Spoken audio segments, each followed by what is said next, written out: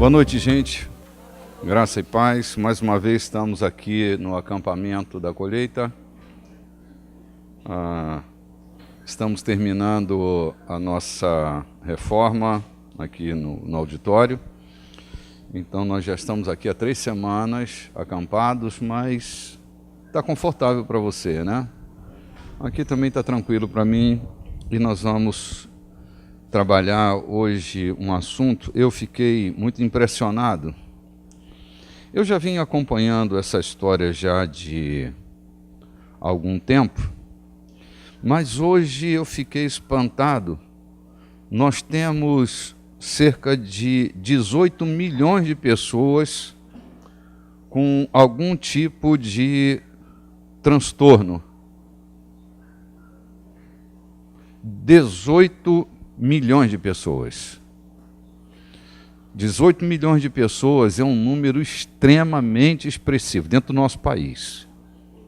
Isso contabilizado por pessoas que foram buscar assistência.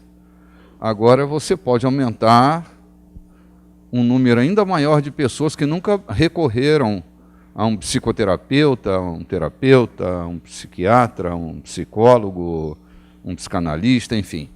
Pessoas que estão vivendo na sua maior tragédia interior, mas que ou porque não tem coragem, porque não se sente seguro, porque tem uma religiosidade aguda, não é? E não consegue lidar com seus desafios internos, e aí nós temos um problema sério.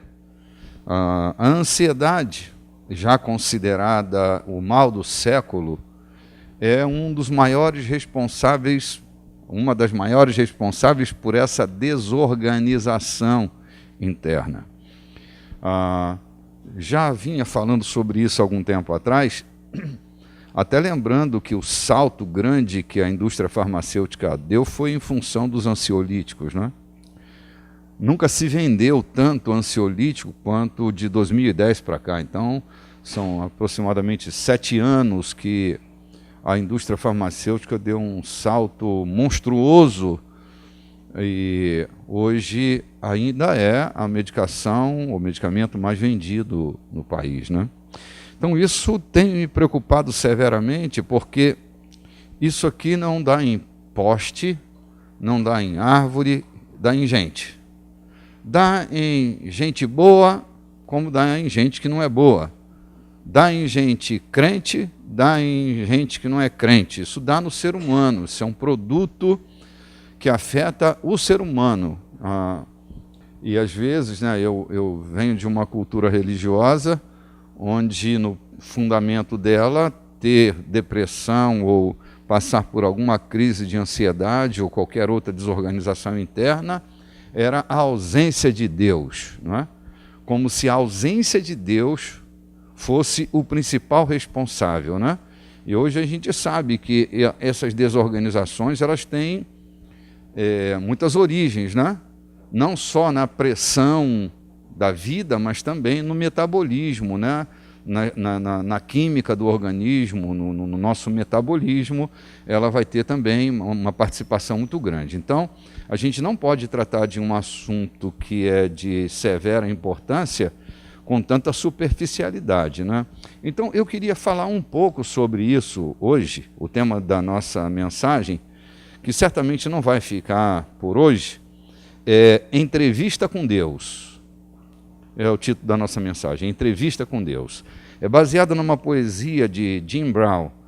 Vocês todos devem ter ouvido essa poesia, mas ela é uma poesia atribuída a Dalai Lama, mas essa poesia não é de Dalai Lama, esse pensamento é de Jim Brown, mas muitos atribuem a Dalai Lama. Para mim pouco importa, para nós pouco importa, mas eu só quero fazer essa correção para a gente poder ter em mente aquilo que é verdadeiro, não é? Quero pedir que você abra sua Bíblia no livro de Eclesiastes, capítulo 7, versículo 29. Bom, minha abordagem nesse assunto, gente, não é uma abordagem do ponto de vista clínico, do ponto de vista acadêmico, é uma abordagem pastoral. Eu vou fazer uma abordagem bíblica sobre o assunto. Então,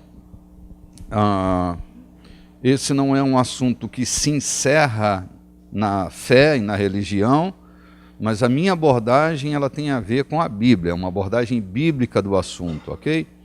Então, você que trabalha com essa parte mais acadêmica do assunto da depressão, não fique chateado comigo, porque minha abordagem não vai ser uma abordagem acadêmica, será do ponto de vista bíblico, tá ok? Eclesiastes capítulo 7, versículo 29, diz assim. E eu estou lendo esse texto na versão Bíblia na linguagem de hoje, ok? Olha só como diz essa Bíblia. Tudo o que eu aprendi se resume nisto. Bom, quem está escrevendo é Salomão. Só para explicar a você. Quem está escrevendo é o rei Salomão. Esse é um livro dele. E é um dos livros mais profundos e polêmicos de Salomão. Mas a gente não pode desconsiderar a fonte que é Salomão, né? E como ele escreve esse assunto. Então a gente deve considerar com muito cuidado, porque seu escrito não é uma brincadeira. Tudo o que eu aprendi se resume nisto. Deus nos fez simples e direitos, mas nós complicamos tudo. Vou repetir. Tudo o que eu aprendi se resume nisso. Deus nos fez simples e direitos, mas nós complicamos tudo. São essas as palavras de Salomão. Para Salomão, viver é simples. E nós agregamos elementos complicadores na história. Associamos a nossa interpretação, as nossas lentes interpretativas, recalques, traumas, medos, angústias. E aí, a nossa leitura da vida, ela começa a ficar complicada e não simples, porque nossas lentes começam a estar comprometidas. Mas, originalmente, nós estávamos livres, simples e descomplicados. E desde que nós começamos a nos complicar, estou falando como gênero humano, nós começamos a fazer com que a vida, que é simples, de ser vivida, aí nós trouxemos um peso enorme para a vida e vamos ter N fatores complicadores. Eu vou começar a trabalhar isso com você, porque desde aquele advento do pecado, e eu não estou falando de pecado como um erro moral, eu estou falando do pecado como o domínio da maldade, estou falando sobre a égide do pecado, estou falando da natureza pecaminosa, eu não estou falando de um pecado eventual, eu estou falando desse governo que entrou na vida de Adão e o fez pender para o mal. Estou falando desse governo. Quando isso entra na natureza humana, o homem se desorganiza internamente. Ele se desorienta. Seus fundamentos mais seguros, sólidos e simples são alterados por causa desse cataclisma chamado a lei do pecado, que gerou dentro de nós toda essa desorganização, esse desajuste e, consequentemente, o nosso desbussolamento. Ok? Quero citar um texto de Paulo a Timóteo. Você está com paciência, tá? Porque nós vamos assim, para uma estrada longa. Mas será uma história boa para nós. Nós vamos ter mais de um capítulo, com certeza, mas... Segunda carta de Paulo a Timóteo, no capítulo 3, versículo 1. Nesse momento, Paulo está escrevendo para Timóteo, lembra? Timóteo é seu discípulo que está apacentando a cidade de Éfeso. A cidade de Éfeso é uma cidade de trânsito, de uma população muito grande, de um senso religioso muito grande. Paulo está dando coordenadas claras para Timóteo, e nesse momento Paulo vai falar para Timóteo sobre um tempo que virá, um tempo mais para frente. Ele vai chamar esse tempo para frente de os últimos dias.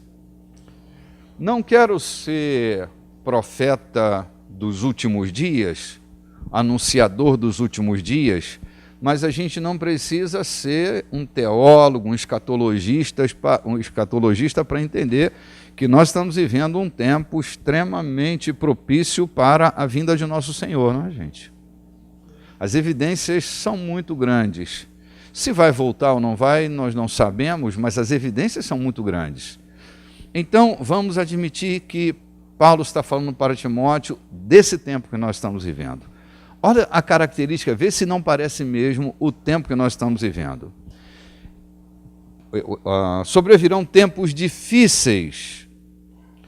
Verso 2 do capítulo 3. Pois os homens serão egoístas, avarentos, jactanciosos, arrogantes, blasfemadores, desobedientes aos pais, ingratos, irreverentes, desafeiçoados, implacáveis, caluniadores, sem domínio de si, cruéis, inimigo do bem, traidores, atrevidos, infatuados, amigo dos prazeres, mais do que amigo de Deus, amigo dos prazeres, mais do que amigo de Deus, tendo forma de piedade, negando-lhe, entretanto, o poder. Foge também desses. Verso 6.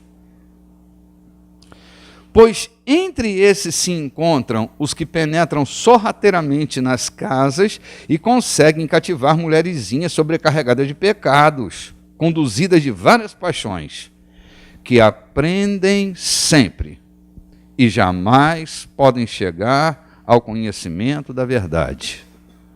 Essa característica que me fez pensar hoje. Estão ali, aprendem sempre, mas nunca chegam ao conhecimento da verdade. Lendo uma outra versão, diz assim: irão à igreja, sim, porém não acreditarão realmente em nada do que ouvem. O que te parece?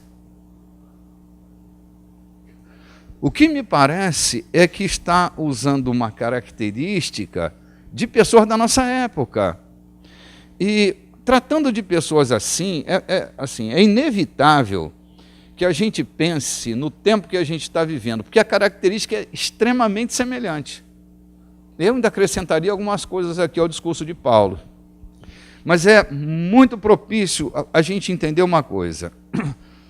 A filosofia, ela exerce papel preponderante no nosso comportamento. A forma de fazer negócio é baseada na filosofia. A forma da gente se relacionar é baseada na filosofia. O modelo de se pensar igreja também é baseado na nossa filosofia.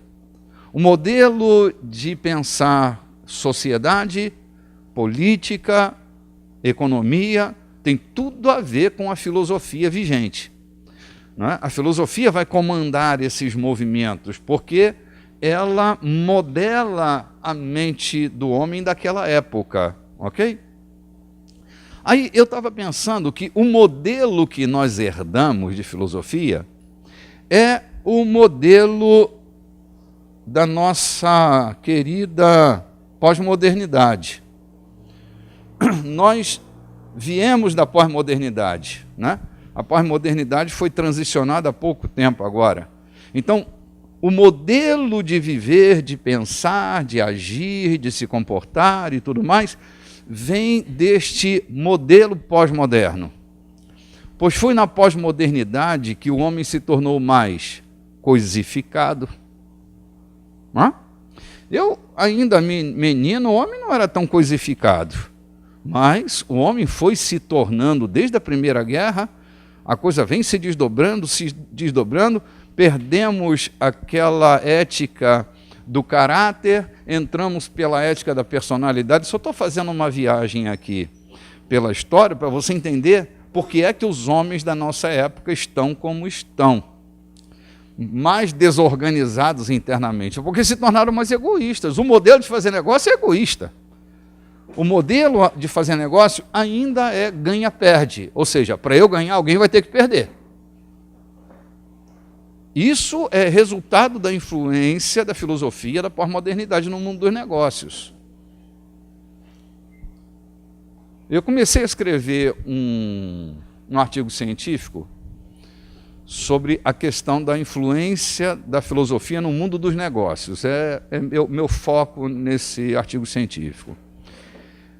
É impressionante como a mentalidade ganha-perde ainda assume papel, está perdendo esse papel com o advento da contemporaneidade, está perdendo esse papel preponderante. Os homens já não estão mais suportando fazer política como era feita nos modelos anteriores. Nós não suportamos mais, nem os políticos suportam mais.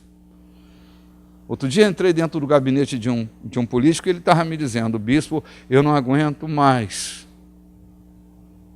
porque agora até a igreja vem aqui pedir dinheiro para a gente. É a igreja dentro do modelo pós-moderno, querendo uma pontinha, entende? A igreja, seduzida pelo modelo, porque a igreja é governada por homens susceptíveis a esse tipo de conduta, porque não é no modelo de Cristo, é no modelo pós-moderno. Hoje eu ouvia, na minha rádio hoje constante é a Rádio Senado. Então, o político estava dizendo: eu não aguento mais esse modelo corrupto. Mas ele não aguenta, mas ninguém aguenta, nem o corrupto aguenta mais ser corrupto. O cara rouba, não dá para fugir com dinheiro, tem que ficar escondido dentro de um apartamento emprestado. Você não pode nem usar. E quem aguenta essa loucura? O rabino Newton Bond escreveu um livro chamado O Crime Descompensa, baseado nesse modelo pós-moderno. Diz que o crime compensa, matematicamente falando, compensa, mas cria descompensações. Por exemplo, se eu sou industrial e inflaciono o mercado, compensa economicamente eu ter inflacionado o mercado ou não? Sim, para mim compensa, eu vou encher meu bolso de dinheiro. Mas meus netos, meus bisnetos vão viver numa sociedade descompensada. Então, o título dele é O Crime Descompensa.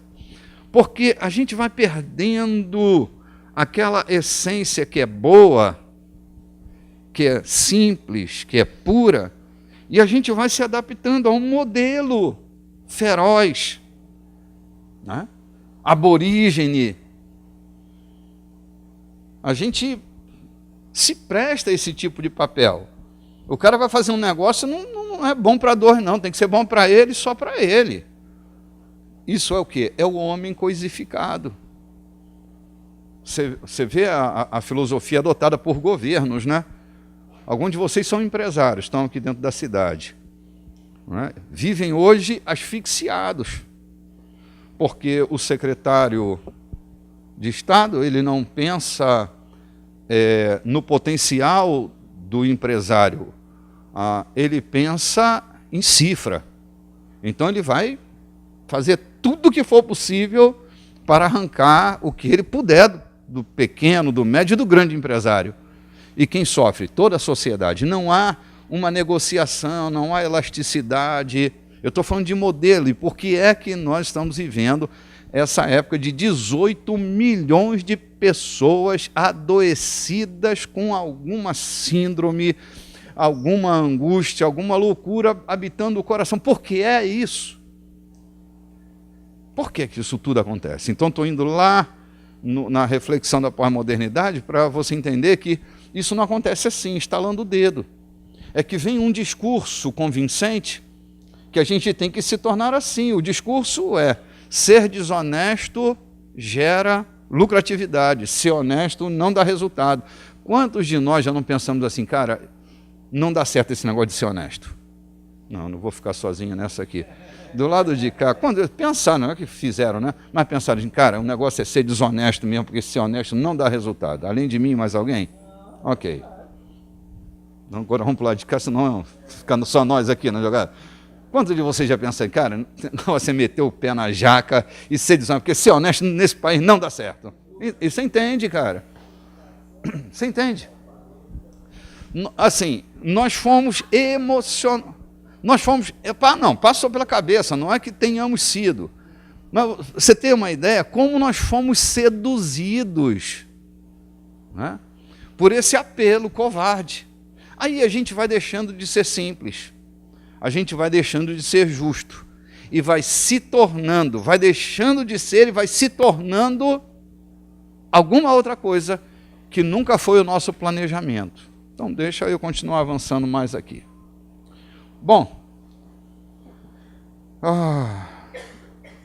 com o advento da pós-modernidade, que foi esse período filosófico, muitas quebras de paradigmas essenciais à natureza humana foram violentados.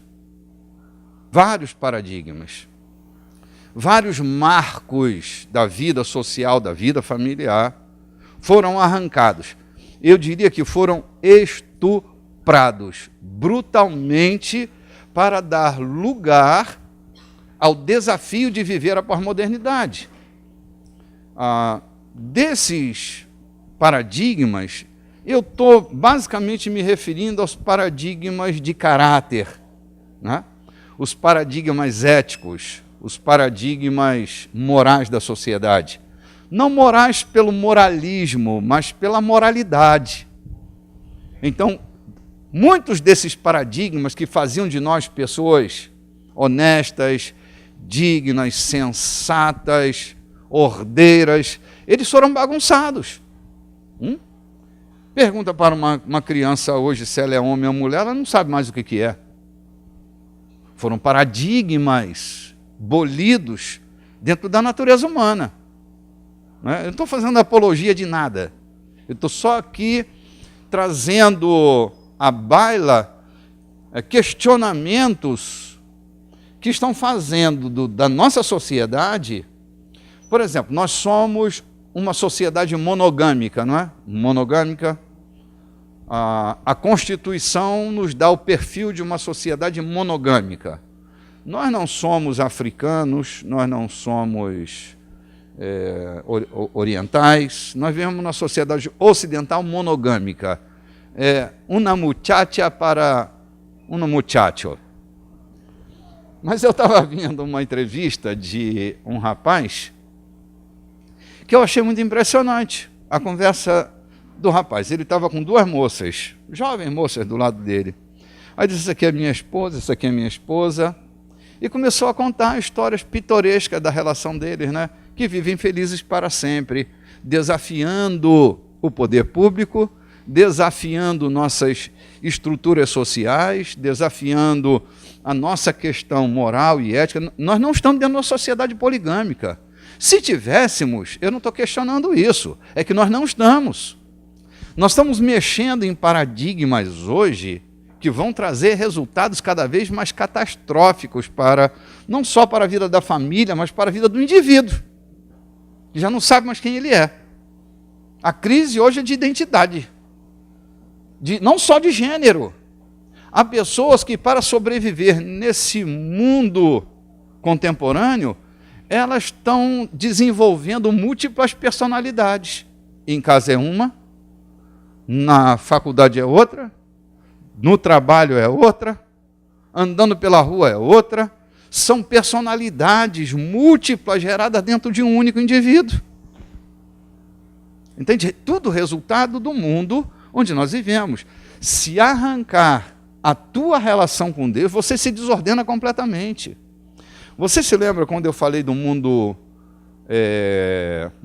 monoteísta, né? Que quando Israel sai para as nações, e Israel é um povo monoteísta, um único Deus, e vai para o mundo politeísta, ele vai encontrar no mundo politeísta, você sabe que a gramática, né? Quando eu vou conjugar um verbo, A gramática ela é importante em cada língua. Então, no mundo indogermânico, quando você vai conjugar um verbo, a primeira pessoa do singular é eu, tu, ele. Vamos parar aqui nessas três pessoas do singular, né? Eu, tu, ele. Ou seja, o eu, ou seja, tudo gira em torno de mim. Eu sou a causa principal de tudo. Na verdade, tu só existes porque eu existo. E ele, seja ele, ou seja ele, só existem porque eu existo. Então, eu sou a ação de tudo. Esse é o mundo indogermânico, o mundo que nós habitamos. Um mundo que coloca Deus na terceira pessoa. Israel tem uma conjugação verbal diferente, é bom a gente pensar isso. Nós temos no hebraico primitivo, segundo o professor Pinchas Lapide, a conjugação assim. Primeira pessoa do singular no hebraico primitivo. Ele. Ele, eu e tu. Privilegiando o mundo monoteísta, Israel começava a conjugar seu verbo colocando Deus na primeira pessoa do singular. Ou seja, tudo gira em torno de Deus. Aí eu tenho a chance de ser eu, se ele é ele. E tu tens a chance de seres tu. O grande problema no mundo indogermânico é que é o mundo plantado no egoísmo. É o mundo narcísico, né? Que suscitou o mundo narcísico, egóico, que faz da minha pessoa a coisa mais importante do mundo e tudo vai girar em função de mim. Isso é um perigo para nós, que nascemos conjugando verbos assim. O que a gente não pode é nunca mais agora, porque nós estamos nele, deixar de pensar que ele é a primeira ação. Os homens se perdem, sabe por quê? Porque tentam fazer com que os outros sejam iguais a ele. A moda é lançada para isso. Né? As lojas de artigos de moda, né? Tipo aquela departamento, a loja de departamento assim, é um modelito. Então todo mundo sai igual na rua. É uma tentativa de, mais do que globalizar, imperializar a vida das pessoas, né? Então, a moda vai fazer isso, a música vai fazer isso, ela vai empurrar você para você fazer com que o outro seja parecido contigo. E nós temos nossas formas de colonização. Assim, a maior parte da briga de casais que eu encontro hoje é uma tentativa exagerada de colonização. Como é isso? É a senhora que é muito insegura e quer que seu marido seja igual à senhora. É o senhor que é muito inseguro, que a todo preço, às vezes ao preço do músculo, às vezes ao preço do cartão de crédito, quer que sua mulher seja igual ao senhor. Só que se sua mulher se tornar igual a você, você está perdido, porque você não encontra a referência de quem é você. Você só pode ser você se o outro for o outro. Pode repetir? Se o outro não puder ser o outro, você não vai ser você, você vai ser uma confusão, uma desordenação. Não vai ser indivíduo. Você vai ser um corpo coletivo. Você vai fazer parte de uma sociedade robotizada. Porque o outro não pode usar xadrez, porque você não gosta. O outro não pode usar vermelho, porque você não gosta. O outro não pode usar preto, porque você não gosta. Eu gosto de amarelo, então todo mundo tem que viver, né? A igreja da colheita que veste amarelo. Eu vou para essa igreja, veste todo mundo amarelo. Onde está a pluralidade disso, né? É um mundo que deixa de ser plural para ser uniforme.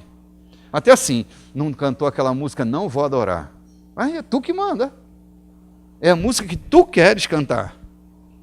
Entende? Nessa igreja não canta aquelas músicas que eu gosto. Então, meu irmão, você não é maduro para adorar com forró, tu não é maduro para adorar com coisa nenhuma, né? Tu tem que adorar com forró, com rock and roll. Entende?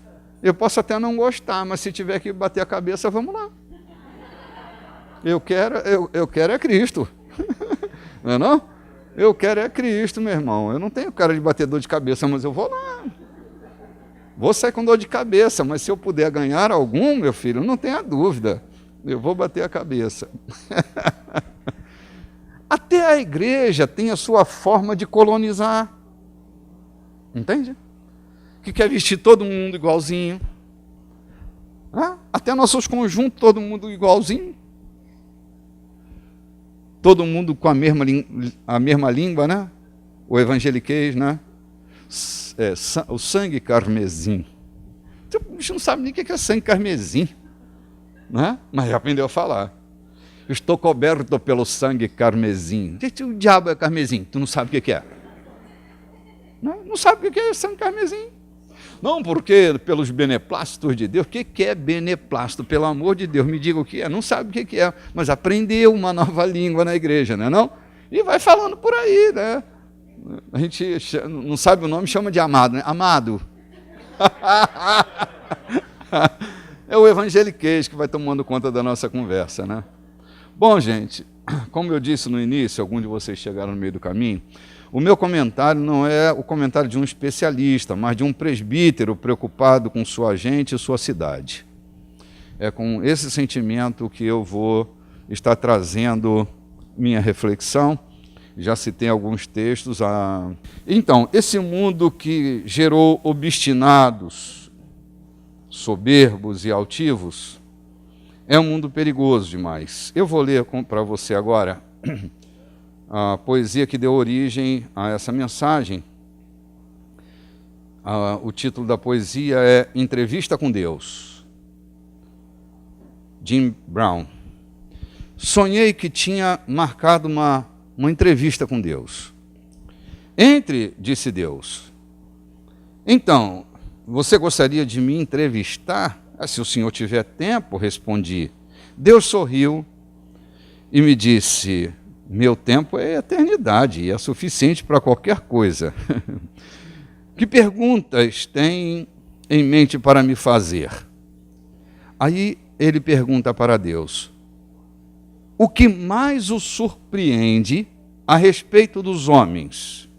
E Deus respondeu: que eles se chateiam em ser crianças, têm pressa de crescer, e então desejam ser crianças novamente. Que eles perdem a sua saúde para ganhar dinheiro, e então gastam dinheiro para recuperar a saúde. Que pensam ansiosamente sobre o futuro, e eles então se esquecem do presente, de modo que não vivem nem o futuro e nem o presente. Que vivem como se nunca fossem morrer e morrem como se não tivessem vivido. A mão de Deus pegou as minhas e ficamos em silêncio por um instante.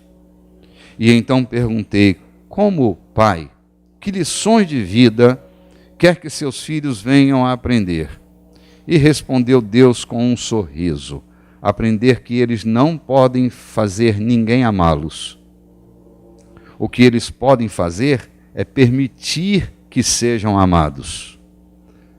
Aprender que mais valioso não é o que se tem em suas vidas, mas quem eles têm em suas vidas. Aprender que não é bom se comparar aos outros. Todos serão julgados individualmente por seus próprios méritos. Aprender que uma pessoa rica não é que tem mais, mas é que precisa menos. Aprender que são necessários poucos segundos para abrir feridas profundas em pessoas que amamos e pode levar anos para curá-las. Aprender a perdoar, exercitando o perdão. Aprender que há pessoas que o amam sinceramente, mas simplesmente não sabem expressar ou mostrar seus sentimentos. Aprender que o dinheiro compra qualquer coisa, menos a felicidade. Aprender que duas pessoas podem olhar para a mesma coisa e vê-la completamente diferente. Aprender que nem sempre é o suficiente ser perdoado pelos outros, mas perdoar a si mesmo. Sentei por um tempo saboreando o momento. Agradeci a Ele pelo tempo dispensado e tudo que Ele me proporcionou. E Ele respondeu: estou aqui, 24 horas por dia. Jim Brown. Sabe, gente, quando eu olho para essa poesia, eu fico pensando que devíamos fazer uma revisão de vida a cada semana, se não for longo demais. Olhar um pouco mais para onde a gente está chegando, um pouco mais. Porque não há nenhum tipo de estilo de vida que possa nos separar daquilo que Jesus preparou para nós. E eu penso, como pastor de uma igreja, que nós estamos nos distanciando demais com a forma simples e pura que Deus nos criou. Estamos nos tornando pessoas complicadas. E eu estou falando da igreja. Estou falando de mim, estou falando de você, estou falando de nós.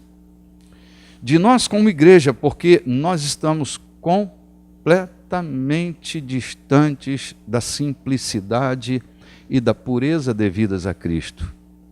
Nós que vivemos nos grandes centros, nas regiões mais urbanas, nós temos um estilo de vida que é muito baseado no consumismo, no materialismo. Nós queremos mostrar coisas para as pessoas e nessa tentativa de mostrar coisas para as pessoas, nós estamos nos perdendo de nós. Completamente. Todos nós, em regra geral, viveríamos com menos do que temos, mas nós precisamos ter mais. E nessa de precisar ter mais, nós trabalhamos mais, nos desgastamos mais e as coisas mais importantes da vida vão passando pelo ralo. As pessoas que nós amamos vão ficando em segundo, terceiro, quarto e quinto lugar. A primeira vez que aparece, deixa eu ver se eu já posso entrar aqui.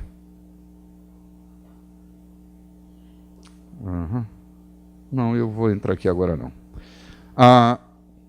Eu quero ainda considerar coisas que eu já tenho falado.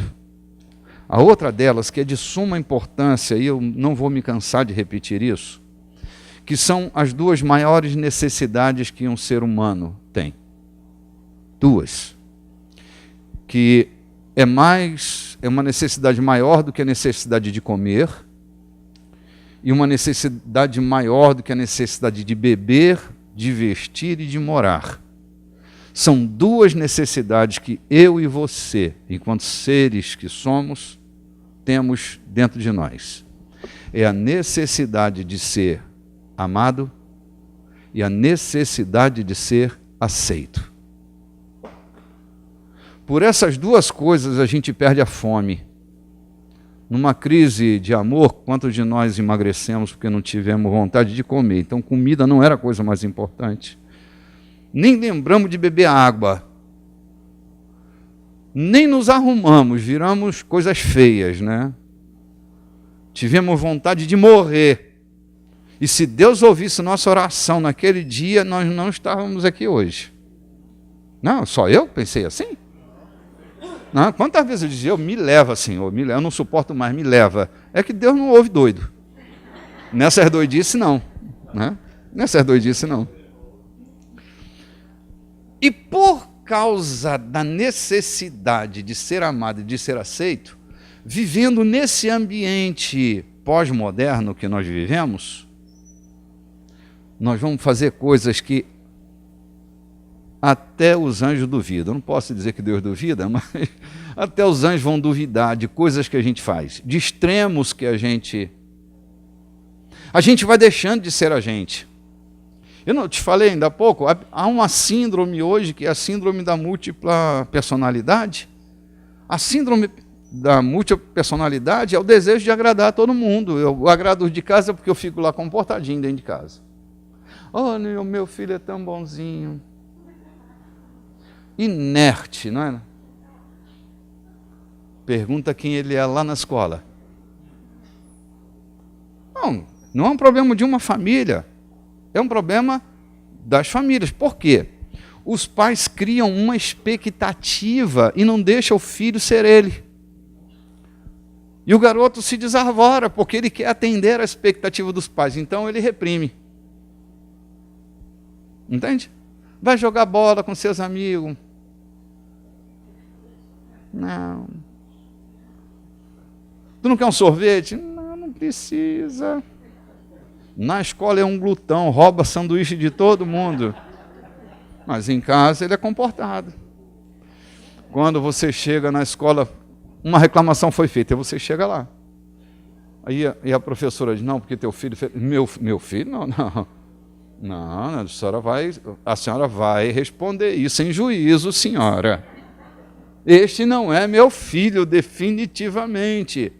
Sabe, porque lá na escola, ele quer influenciar os coleguinhas, não quer sair por baixo. Então ele pira.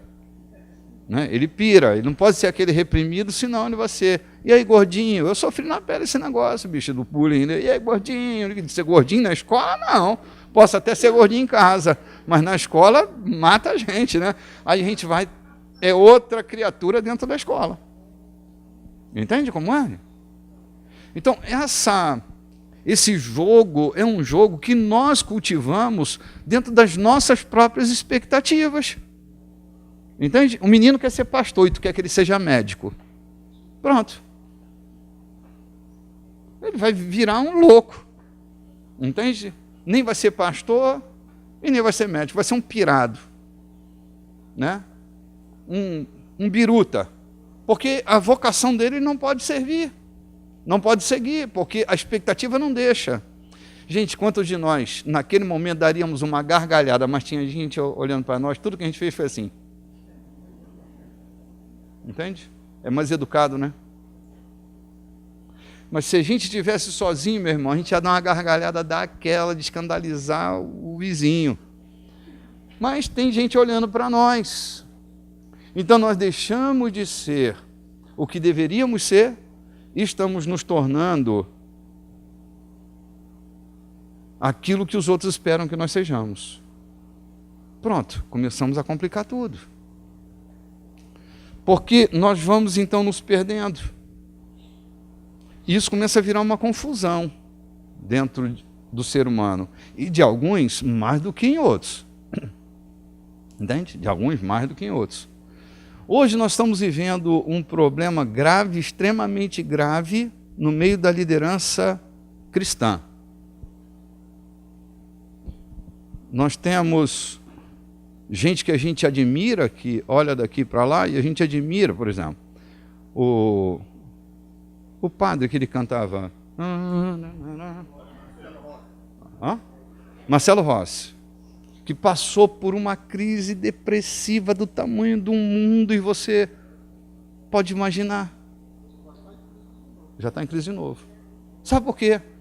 Há uma expectativa. A mídia coloca você lá em cima e você vira um Deus. Depois a mídia some com você e você desce. Sabe, essa coisa vai lá na sua alma e as pessoas começam a criar expectativas em você, de que você é o herói da religião, é o herói da igreja. Nosso amigo Fábio de Mello também está com problemas graves na alma dele. Sim, síndrome do pânico. Agora, você veja só, estamos falando de dois líderes cristãos da Igreja Católica, mas você tem uma ideia de quantos pastores evangélicos estão chegando ao suicídio? É crescente o número e cada vez maior. Eu vou te dizer alguns motivos pelos quais isso pode acontecer. O primeiro deles é o que eu acabei de citar. Há uma expectativa muito grande sobre um líder. Entende? Um líder não erra. Um líder não escorrega. Um líder não é fraco. Um líder não mente. Um líder. E você, sabe? E você vira um semideus, ok?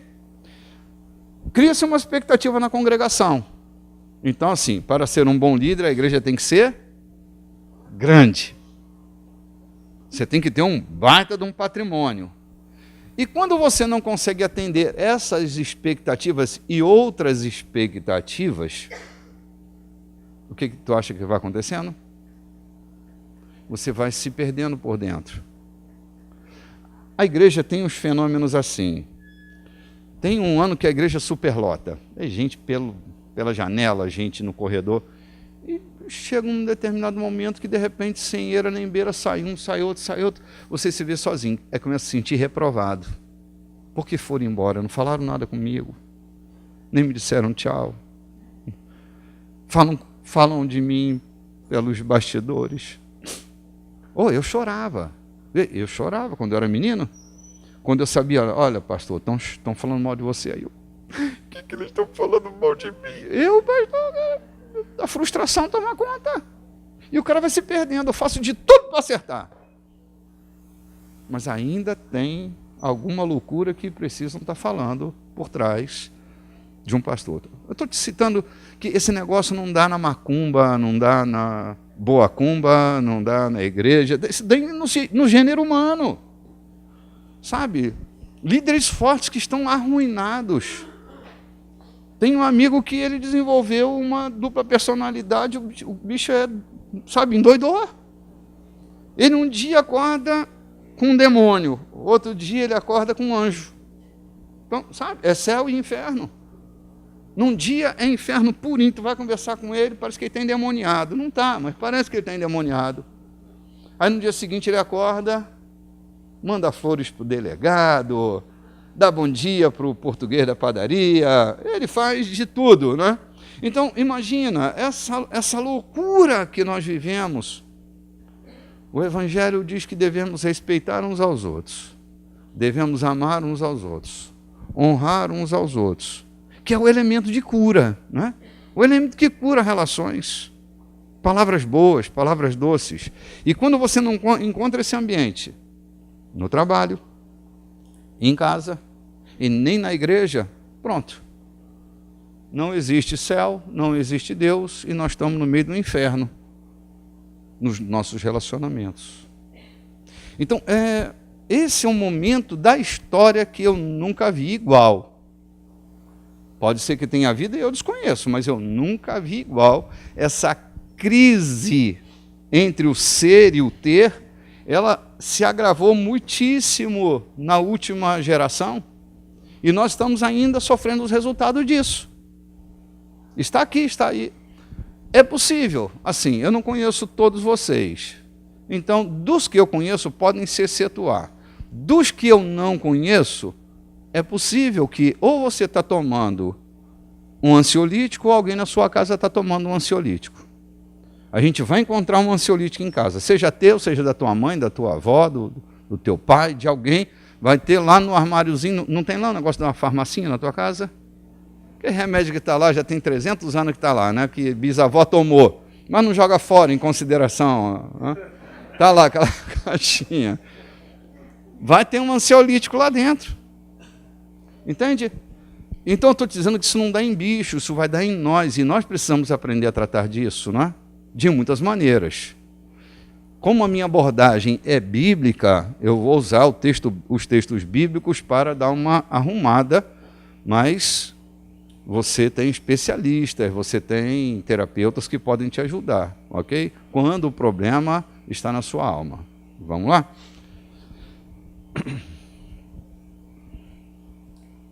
Bom,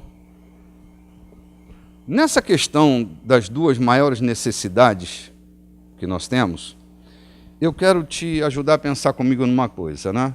A primeira coisa que você precisa fazer, se essa coisa da expectativa das pessoas sobre você, seja da igreja sobre você, seja dos amigos sobre você, a primeira coisa que você precisa fazer é aprender a se livrar da expectativa dos outros, o que não é fácil.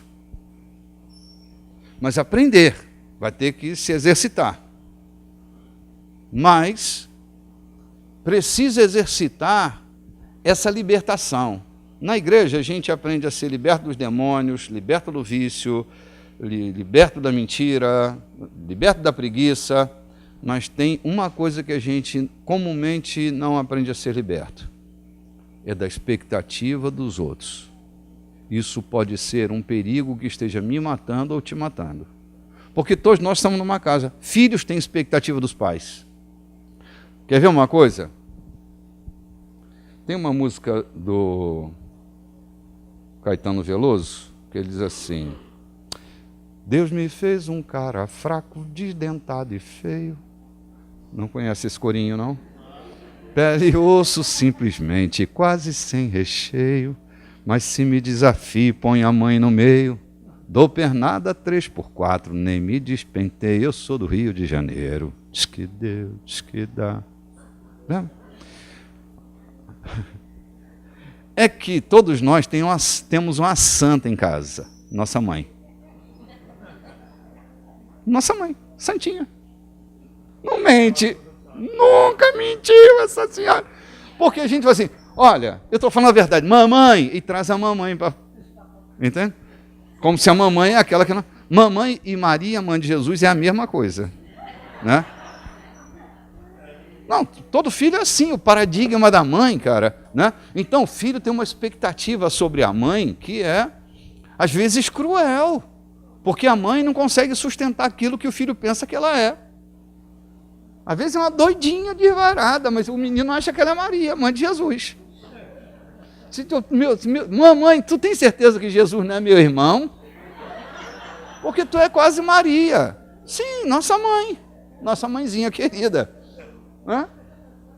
E quando a gente descobre, meu Deus do céu, mamãe deu um calote na praça, ai que diabo, parece que Satanás incorpora, porque quebra um paradigma, né? Quebra o paradigma, mamãe. Mamãe era tão honesta porque tu era pequenininho, filho. Tu não entendia nada. Uma frustração dessa, bicho, é severa no coração de uma criança. Entende? E é torturante também para a mãe. Quando você cria uma expectativa exagerada sobre alguém, é uma covardia que a gente faz. Criar, por exemplo, quando você cria em mim, Renato Chaves Moreira, uma expectativa exagerada, é uma covardia que você faz comigo, porque você não me deixa ser eu. Eu tenho que ser aquilo que você acha que é. Ah, ele é um velhinho bonzinho, olha, ele tem um cavanhaquezinho branco, a cabecinha está ficando toda branca, parece até um Mários do... Não é? É que você nunca me viu irritado. Melhor assim, melhor que tu não veja mesmo. Mas eu me irrito. Eu fico com a cara roxa. Entendeu? Já viu alguém possesso de um demônio, daquele bem demonião mesmo? Eu fico com a cara de possesso. Já me vi no espelho, é feio. Entende? Mas se você cria uma expectativa exagerada sobre mim, aí eu não supro essa expectativa, você vai falar mal de mim. Vai inventar história a meu respeito. Só porque eu não sou aquilo que você quer que eu seja. Essa expectativa que os pais geram sobre os filhos é outra tormenta. A gente citou ainda há pouquinho o garoto que em casa ele é bonzinho. Chega na escola é um transtorno, é um bipolar.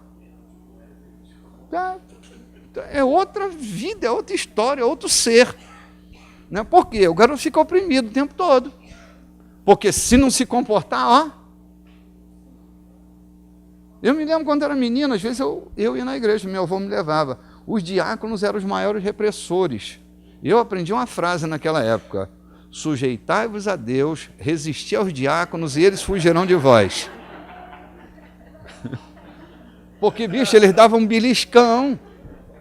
Pô, levava a gente para um culto que não tinha nada a ver com a gente. Pô, menino de 8 anos, 7 anos, elétrico, né? Hiperativo, querendo chutar a bola de tudo que é jeito. Aí levantava, o diácono vinha assim.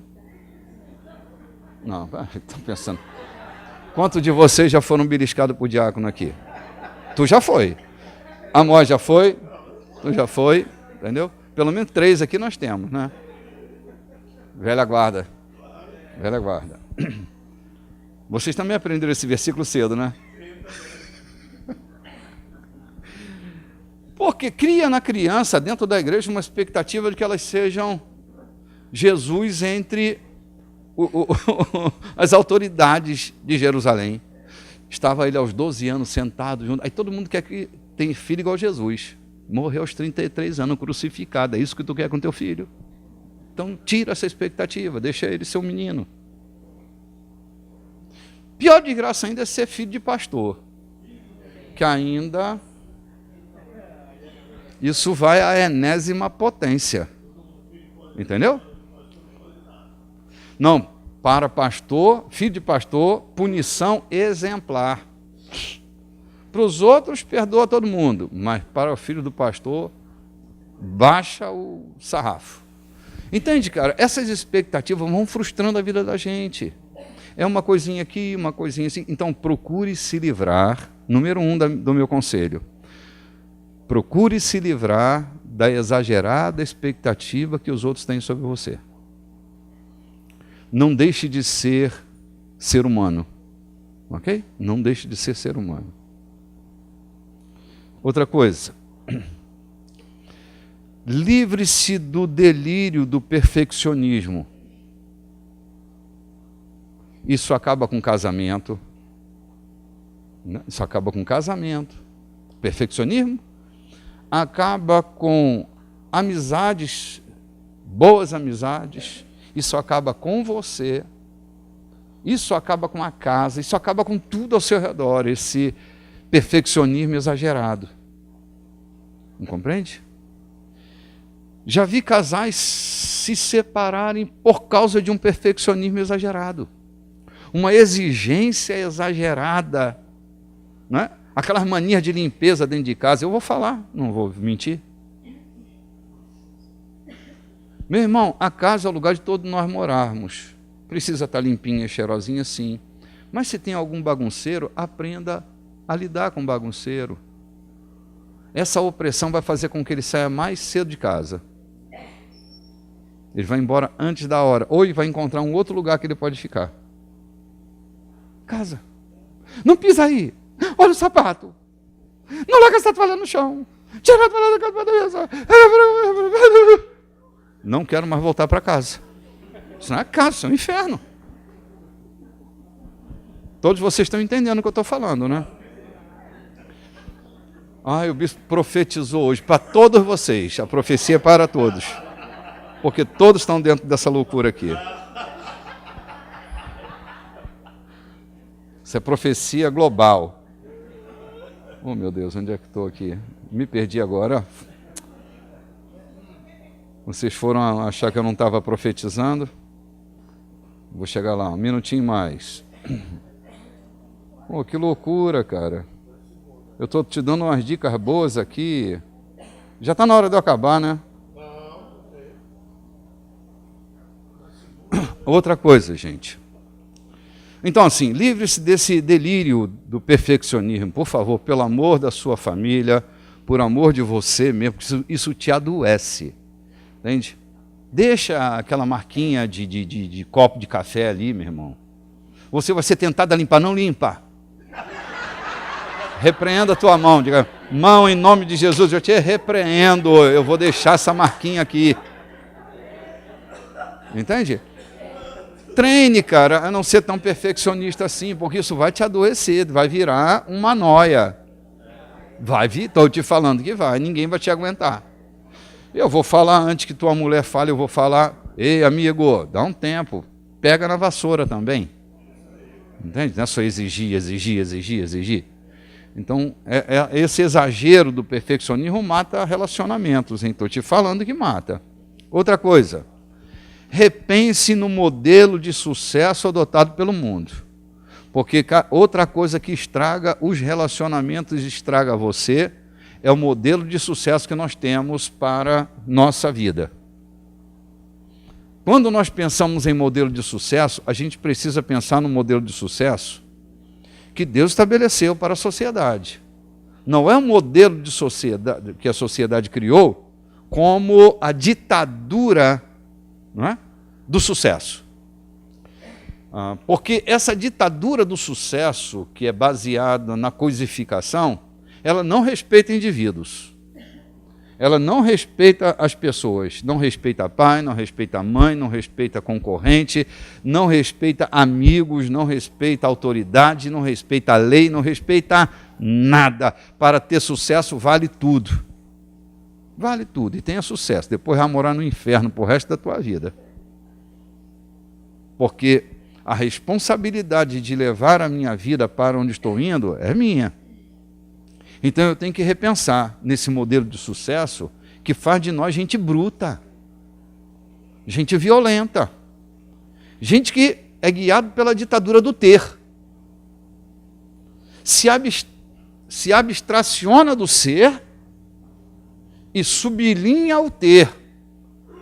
Essa ditadura é do mundo, não é de Deus. Para Deus, você é mais importante do que você tem. Tu acha que Deus se relaciona contigo porque você tem alguma coisa? Ah, Deus me ama porque eu sou evangélico. Tu era do diabo quando Deus te achou. Ele te amou no mundo, ele te amou de costa para ele. Ele não está pensando no lucro que você vai dar. Ele vai te amar a despeito de qualquer loucura que você tenha na sua vida. O amor de Deus é incondicional. Ponto final. Tem gente que não gosta que eu fale isso. Entende? Quer logo me dar meia dúzia de regras para cumprir. Cumpra as regras, não tem problema nenhum. Mas Deus não te ama porque tu é evangélico. Vai logo sabendo disso. Ah, então eu sou católico, Deus me ama. Também está no mesmo balaio de gato. Ah, então se eu for muçulmano, mesma coisa. Deus ama o ser humano, Deus ama você, e não o lucro que você produz, compreende? Ah, eu vou cantar domingo, vou abrir meu coração, vou chorar. Isso é para você, não é para Deus. O que você faz para Deus, você faz dentro do seu trabalho, dentro do culto, sim, mas faz dentro de casa, faz na rua. Deus ama você, não o que você faz. Entende? As coisas boas que você faz é porque você se tornou um louvor para Deus. E foi obra dele em você. Ele transformou a sua vida e colocou coisas boas dentro de você. Então, esquece esse negócio de melhorar teu relacionamento com Deus. Agora eu vou fazer coisa. Vou fazer uma corrente de oração toda segunda-feira. Fica à vontade, pode fazer. Faz terça também, segunda e terça. Melhora tua performance de oração. Entende? Mas isso aqui não vai mudar nada. Porque a palavra ainda não saiu na tua boca e ele já conhece tudo que está dentro de você. Então esquece esse negócio de se torturar para Deus, né? Eu agora vou subir ao monte. Suba, cara. Não tem problema de subir no monte? Não, filho. Pode subir. Não estou cometendo um erro? Não. Só entenda que subir no monte não é sacrifício para Deus olhar para você. Deus olhará para você ainda que você fique sentado lá no pé do monte. Entende? Esqueça isso. Agora, eu me sinto bem subindo no monte. Por favor, suba. Não esqueça de orar por mim. Esse não é o problema. Entendeu? Não é mesmo o problema. Ah, é religioso estar subindo no monte. Não, meu irmão. É que tu gosta de subir no monte para orar. Tu se sente mais à vontade lá? Então, suba e vai orar. E leve meu nome também para orar junto. Esse não é o problema. Qual é o problema? É quando eu digo, tá vendo, Deus, eu subi o mês inteiro aquele monte, foi um sacrifício, ralei meu joelho, o touro quase que me dá uma chifrada lá em cima, tinha uma naja no caminho, a naja quase que me ferra, e poxa, estou há um mês já orando toda sexta-feira da paixão, e tu não me responde com nada. Ah, tu está torturando para chamar a atenção de Deus? Esqueça isso. Você já chamou a atenção de Deus no dia que Ele criou você. Ou melhor, antes dele criar você, você já era uma menina dos olhos dele. Ó. Ele via você.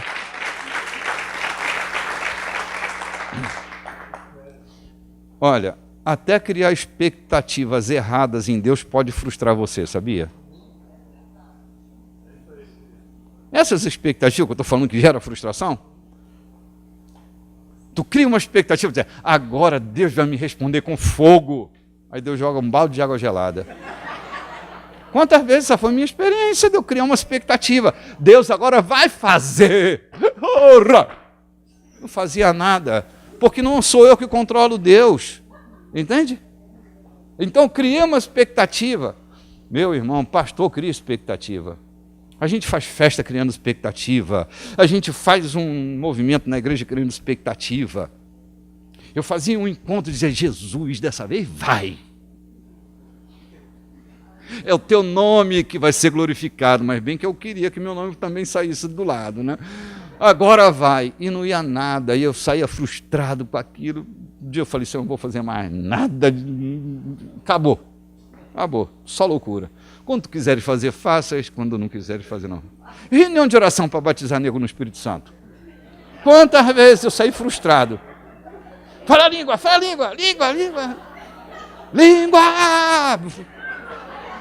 Pronto.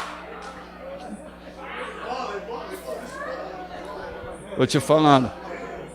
Você cria uma expectativa em Deus que vai ser frustrada, porque é sua expectativa. Deus não tem compromisso nenhum com esse tipo de coisa. Rapaz, estava na Vila Vintém, já ouviu falar nesse negócio? Vila Vintém?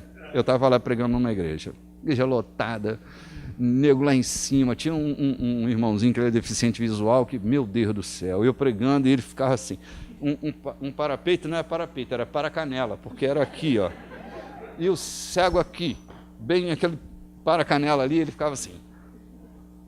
Digo, pronto, vai cair lá embaixo. Eu assim, ansioso, pregando, mas com medo daquele cara cair. Eu falei, pô, vai ser o primeiro a ressuscitar, porque nunca fiz isso antes. Ele ficava ali. Aí, rapaz, o pastor deu oportunidade para um menino. O menino veio de outra cidade, sabe? Menino com aquele sapato que brilha de tudo que é jeito, não é? Bico fino e brilhando de reluzente, aquele cinto reluzente, parecia até o Batman, né? Eu digo, vai sair alguma coisa boa, menino invocado, com aquele cabelo de brilhantina. Aí o menino pegou o microfone e disse, hoje, quem está doente vai ficar curado. Curado! Curado! Quem não foi batizado vai falar em língua estranha. E começou a falar. Eu virei para o pastor e falei, poxa, meu irmão, que loucura é essa? Esse menino vai sair daqui decepcionado, isso não vai acontecer. Mas você está doido, cara. Por que você deixou esse menino fazer isso? Ele vai sair frustrado daqui. Meu irmão, o menino suou a camisa, a cueca, a meia, o sapato, tudo. Ele saiu de lá molhado, ensopado, gritando, ficou rouco. Quantos foram curados? 0. Agora, batizado no Espírito Santo, 0. Entende? Assim, ele estava comandando o show, comandando o espetáculo. Não é assim, gente. Cultuar Deus não é isso. Olha, estava todo mundo sentado. De repente veio um som. O som como de um vento impetuoso. Está todo mundo sentado. Nem de joelho, nem com pó na boca, nem com a boca no pó. Estava de joelho. Não, estava sentadinho. De repente, línguas como de fogo. E todos foram cheios do Espírito Santo. Quem comanda, entre aspas, quem comanda o espetáculo é Deus. Não é Silvio Santos. Não, esse animador de auditório. Compreende? Então, cuidado com suas expectativas, porque elas são o principal elemento de frustração. Quando Adão e Eva estavam um de frente para o outro, eles estavam nus e não se envergonhavam. A palavra envergonhar no hebraico é que eles não criaram expectativa sobre o outro.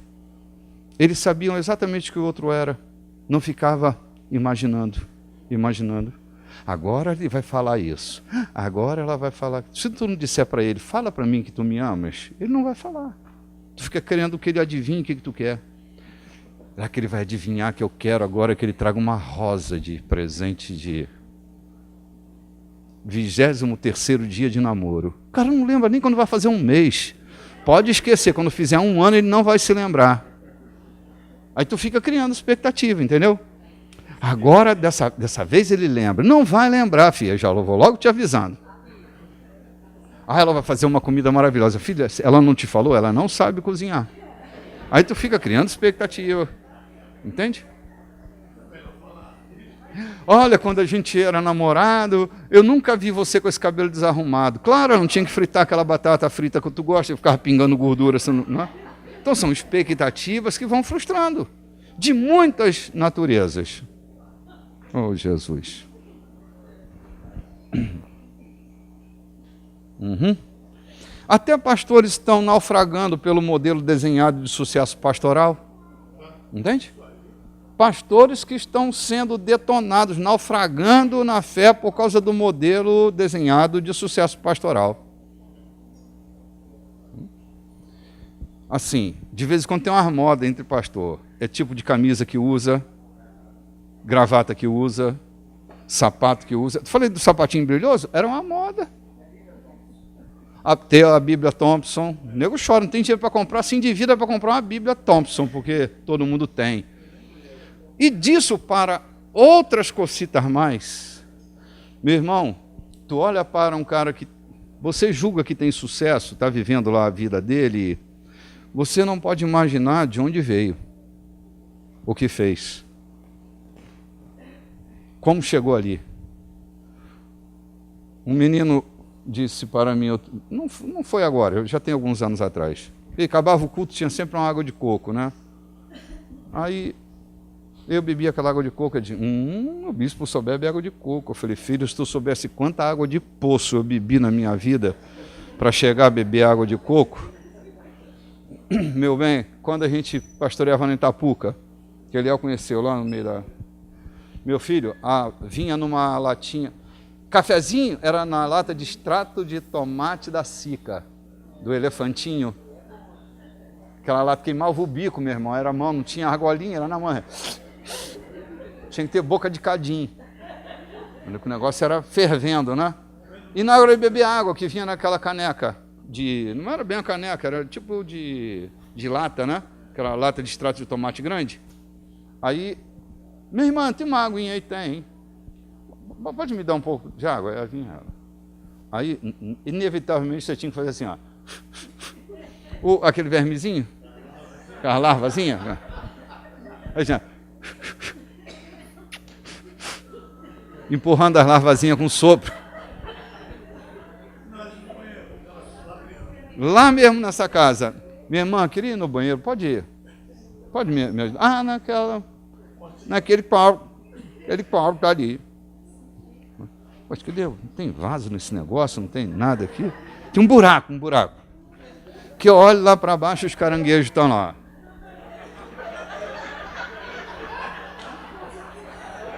Aí tu tá reclamando de eu tomar água de coco? Plantar batata. Vai lá, meu irmão. Vai lá. Tô te falando. Eles estão rindo, mas acho que eles não estão acreditando, meu bem. Isso aí, eu e você estávamos pastoreando nesse lugar. As crianças lá não cheiravam negócio de Chanel número 4, não. Era defumador, era... Meu irmão, fervia o caranguejo dentro daquelas latas de 20, lata de manteiga. Fumaça o tempo todo. Me espantava mesmo. Espantava até do abraço. Cheiro de defumador. As pessoas cheiravam defumador lá. Bom, gente. Naquela época o carro era uma Kombi. Era uma Kombizinha. Uma infernal Kombi. Foi presente do inferno mesmo. Outra coisa, gente.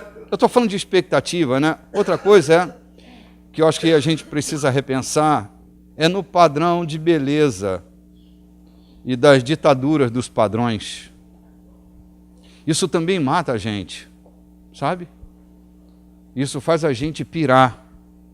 É essa ditadura da beleza, que não só a estética do corpo, não só a imagem reproduzida, mas até o tipo de roupa que a gente usa, se endividando para causar uma boa impressão.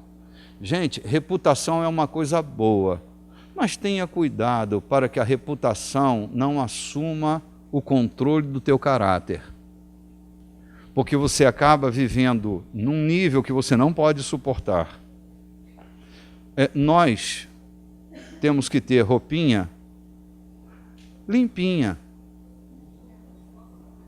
que você possa comprar, é verdade.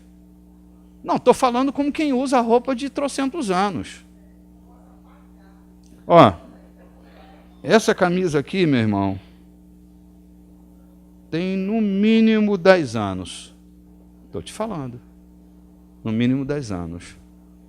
Mas ela é sempre bem lavadinha, bem passadinha. Sapato, hoje eu não tenho mais esse sapato, mas durante muitos anos, eu mudei para cá, eu tinha sapato ainda, que eu comprei na minha época de solteiro. Era de um couro excepcional, caro, feito uma moléstia. Mas, bota tempo nisso. Sabe por quê, gente? O bispo está sempre de lencinho no bolso. Claro, eu sou seu pastor, tenho que andar bonitinho. Mas esses lencinhos nem sempre são tão caros assim. Às vezes eu compro um retalho e Dona Nilde vai lá e faz um lencinho, eu boto aqui no bolso, Dona Nilde. E às vezes não, sempre ela não quer me cobrar. Aí tu pensa assim, olha lá, deve ser um Christian Dior. É Christian Nilde.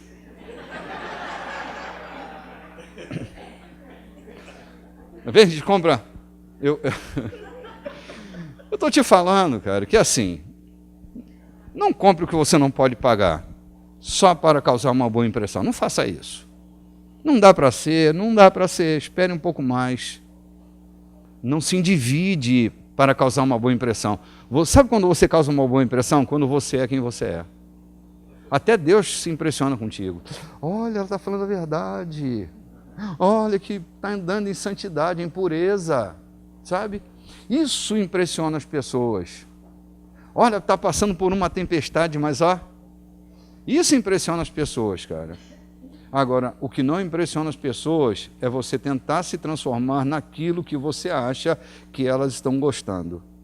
Ok?